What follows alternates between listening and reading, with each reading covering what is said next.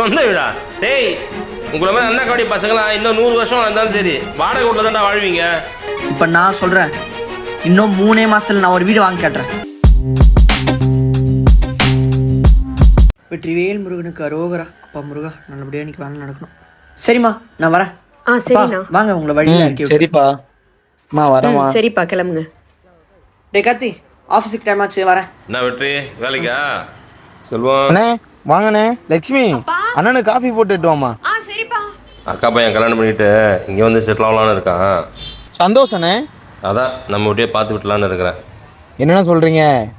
ஒரு 3 மாசத்துல வீட்டை காலி பண்ணிடு. அண்ணே, அந்த 8 மாசம் தானே ஆச்சு, அதுக்குள்ள எப்படின்னு? செல்வம், ஒரு தடவை சொன்னா புரிஞ்சுக்கோ, திரும்ப திரும்ப பேசிட்டு இருக்காத. அண்ணே, பழைய வீட்டிலேருந்து இந்த வீட்டுக்கு வரத்துக்குள்ளேயே பேக்கர்ஸ் அண்ட் மூவர்ஸ்க்கும் அட்வான்ஸ் பண்ணதுக்குமே கையில் இந்த பாதி பணம் செலவாயிடுச்சு. இப்போ திடீர்னு காலி பண்ண சொன்னால் எப்படின்னு? ஏய், உன் குடும்ப கஷ்டத்தை கேட்கலாம், நான் ஒன்றும் ஆளு கிடையாது. இன்னும் 3 மாசத்துல வீட்டை காலி பண்ணிட்டு சாவியை கொடுத்துட்டு போறாங்களே பாரு. யோ, அதான் அண்ணன் அப்பாவும் சொல்றாங்கல்ல, சொன்னா புரியாது உனக்கு? யோவா அடிங்க. உங்களுக்குலாம் வீடு விடுறது ரொம்ப தப்பா போச்சு. ஆமா, பெரிய பங்களா கட்டி கொடுத்துட்டு போயிட்டாரு. நாங்களே 3 மாசத்துல சொந்த வீடு கட்டலாம் தான். வாய் வச்சு சும்மா இருக்க மாட்டேன். எது சொந்த வீடா? டேய், உங்களை மாதிரி அண்ணா காவடி பசங்களாம் இன்னும் 100 வருஷம் இருந்தாலும் சரி வாடகை வீட்டில் தான்டா வாழ்வீங்க. அண்ணே, இவ்வளோ நேரம் அவங்க கூட வீடு வாங்க போகிறேன்னு சும்மா தான் சொல்லிட்டு இருந்தான். இப்போ நான் சொல்கிறேன், இன்னும் 3 மாதத்தில் நான் ஒரு வீடு வாங்கி காட்டுறேன். ஓ அப்படியா? 3 மாசம் இல்ல, 4 மாசம் தரேன். என் வீட்டை காலி பண்ணிட்டு போகும்போது நீங்க சொந்த வீடோட தான் போகணும்.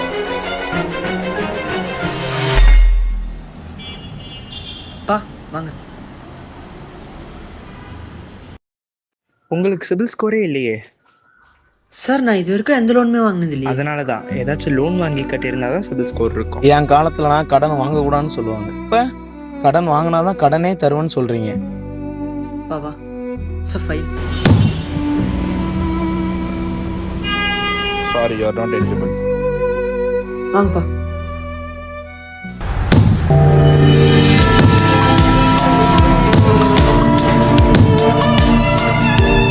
நீங்க 50 lakhs கேக்குறீங்க, பட் எங்களால 20 lakhs தான் பண்ண முடியும்.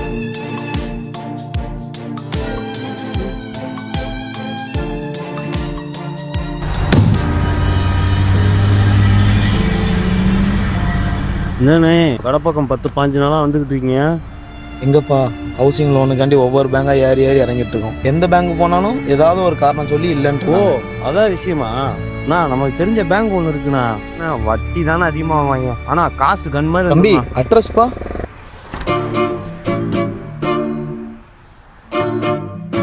சார், இது ஹவுசிங் லோனுக்காக. வாங்க சார்.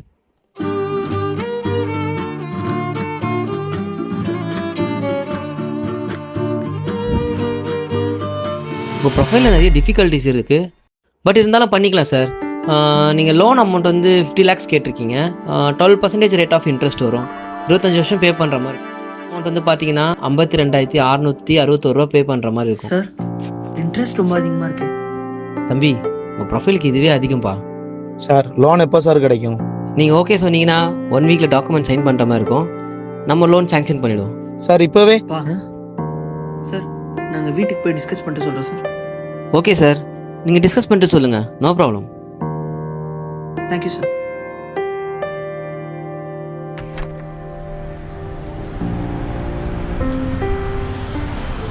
ஏ கார்த்தி, லட்சுமி, அப்பா, அண்ணன் பேர்ல லோன் கிடைச்சிட்டுமா 50 லட்சம் ரூபா. அப்படியாப்பா?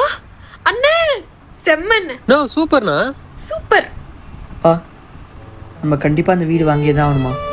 இன்ட்ரெஸ்ட் ரேட் ரொம்ப அதிகமாக சொல்கிறாங்கப்பா. தம்பி, ஒரு குடும்பத்தினுக்கு ஏற்றுமாப்பா பெரிய ஆசை. நிம்மதியாக ஒரு குடும்பமும் சொந்தமாக ஒரு வீடும் தான். ஆனால் என்கிட்ட நிம்மதியான குடும்பம் இருக்கு.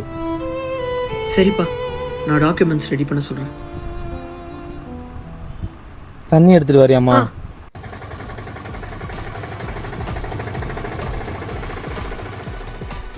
அப்பா பார்த்து. தம்பி வாப்பா.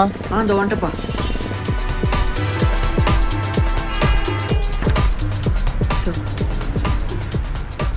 டோர் பார்த்து வாங்கம்மா.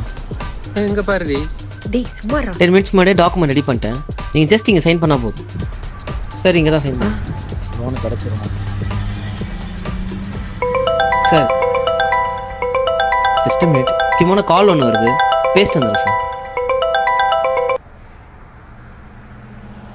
பா என்னாச்சு? பைக் சாவி மறந்து பைக்லேயே வச்சுட்டேன்ப்பா. நீங்கள் எங்கே இருங்க, நான் போய் எடுத்துட்டு வரேன்.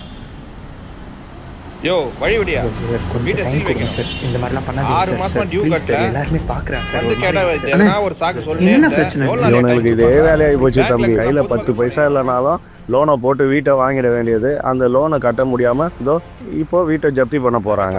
உனக்கு ஒரு லோன் கட்ட முடியல. நானும் இந்த மாதிரி தான் தம்பி இருந்தேன். 25 வருஷம் ஹவுசிங் லோனுன்ற வழக்குள்ள மாட்டிக்கிட்டு இருந்தேன். அந்த 25 வருஷமும் சாப்பிடாம கொல்லாமல் தூங்காமல் இஎம்ஐ கட்டணும்னு ஓடி ஓடி என் வாழ்க்கையை தொலைச்சிட்டேன். ஆனால் இப்போ அந்த வீடு என்கிட்ட இல்லை. ஏன்னா 5 வருஷம் டியூ கட்ட முடியல.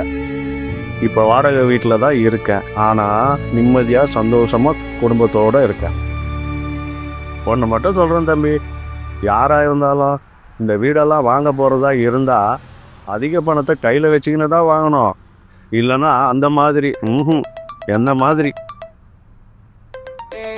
ஹலோ சுமதி, சொல்லுமா.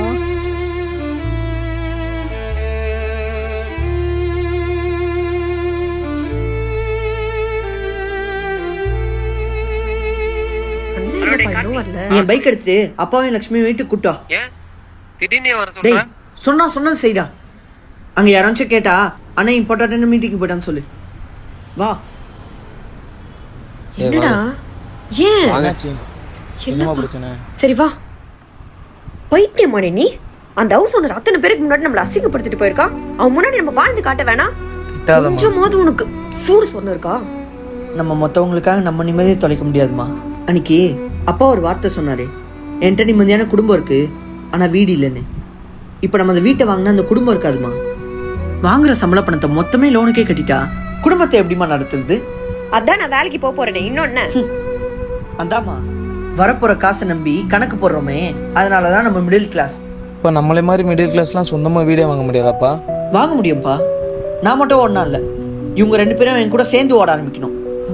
தோ 4 வருஷமா வீட்லயே சும்மா இருக்கானே, இவன் ஒரு வேலைக்கு போய் தங்கச்சிக்கு ஒரு வேலை கிடைச்சு இவங்க 2 பேரும் எடுத்துட்டு வர சம்பளத்தை 5 வருஷம் சேர்த்து வச்சாலே போதும்பா. நம்மளாலையும் அழகா ஒரு வீடு வாங்க முடியும்.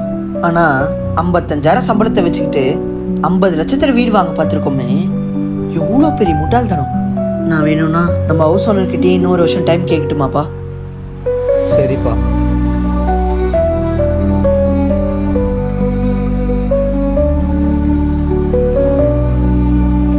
காசு வாங்க கரெக்டாக தர மாட்டியா? ஹலோண்ணா, இன்னொரு வருஷம் டைம் தரீங்களாண்ணா? என்னடா 3 மாசத்துல வீடு வாங்கிட்டு போறேன்னா? இல்லைண்ணா, நாங்கள் சொந்த வீடெலாம் வாங்கல.